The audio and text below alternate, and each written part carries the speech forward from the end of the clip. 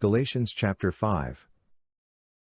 Stand firm therefore in the liberty by which Christ has made us free, and don't be entangled again with the yoke of bondage. Behold, I, Paul, tell you that if you receive circumcision, Christ will profit you nothing. Yes, I testify again to every man who receives circumcision that he is a debtor to do the whole law. You are alienated from Christ, you who desire to be justified by the law. You have fallen away from grace. For we through the Spirit, by faith wait for the hope of righteousness.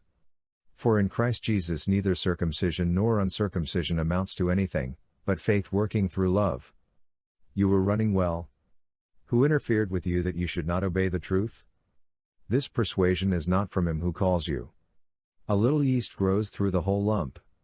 I have confidence toward you in the Lord that you will think no other way. But he who troubles you will bear his judgment, whoever he is. But I, brothers, if I still preach circumcision, why am I still persecuted? Then the stumbling block of the cross has been removed. I wish that those who disturb you would cut themselves off. For you, brothers, were called for freedom. Only don't use your freedom as an opportunity for the flesh, but through love be servants to one another. For the whole law is fulfilled in one word, in this, you shall love your neighbor as yourself. But if you bite and devour one another, be careful that you don't consume one another. But I say, walk by the Spirit, and you won't fulfill the lust of the flesh. For the flesh lusts against the Spirit, and the Spirit against the flesh, and these are contrary to one another, that you may not do the things that you desire. But if you are led by the Spirit, you are not under the law.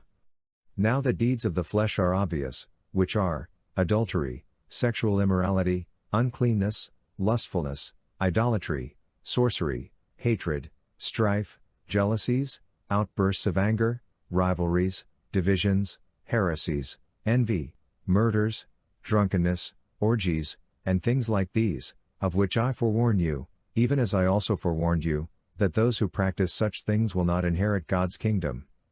But the fruit of the Spirit is love, joy, peace, patience, kindness, goodness, faith, gentleness, and self-control.